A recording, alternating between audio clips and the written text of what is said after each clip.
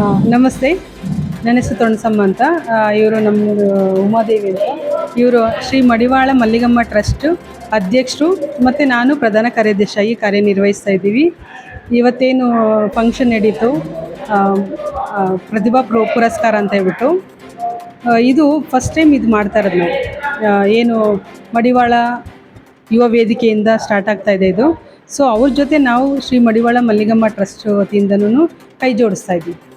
ಇವತ್ತಿಂದ ಸ್ಟಾರ್ಟ್ ಆಗಿದೆ ಅದು ಪ್ರತಿಭಾ ಪುರಸ್ಕಾರ ಅಂತೇಳಿ. ದ್ವಿತೀಯ PUCಲಿ ಯಾರೇ ಎಲ್ಲ ಪಾಸಾಗಿದ್ದಾರೆ ಅವ್ರಿಗೆಲ್ಲನೂ ಏನು ಸರ್ಟಿಫಿಕೇಟ್ಸು ಮತ್ತು ಸನ್ಮಾನ ಎಲ್ಲ ಕೊಟ್ಟಿದ್ದೀವಿ. ಇದೇನು ಇನ್ನು ಮತ್ತೆ ಕಂಟಿನ್ಯೂ ಆಗುತ್ತೆ.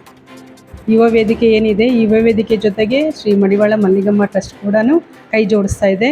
ಇನ್ಮೇಲೆ ನೆಕ್ಸ್ಟಲ್ಲಿ SLC ಪಾಸಾದವ್ರಿಗೆ ಮತ್ತು PUC ಪಾಸಾದವ್ರಿಗೆ ಇವ್ರಿಗೆ ಪ್ರತಿಭಾ ಪುರಸ್ಕಾರ ಇನ್ನು ಕಂಟಿನ್ಯೂಟಿ ಇರುತ್ತೆ. ಇವತ್ತು ಮಾಡಿದ ಫಂಕ್ಷನ್ ತುಂಬ ಚೆನ್ನಾಗಿ ಅನ್ನಿಸ್ತು. ಸುಮಾರು 35 ಜನ ಮಕ್ಕಳು ಬಂದಿದ್ದರು. ಅವ್ರ ಮುಖದಲ್ಲಿ ತುಂಬ ಖುಷಿ ಇತ್ತು.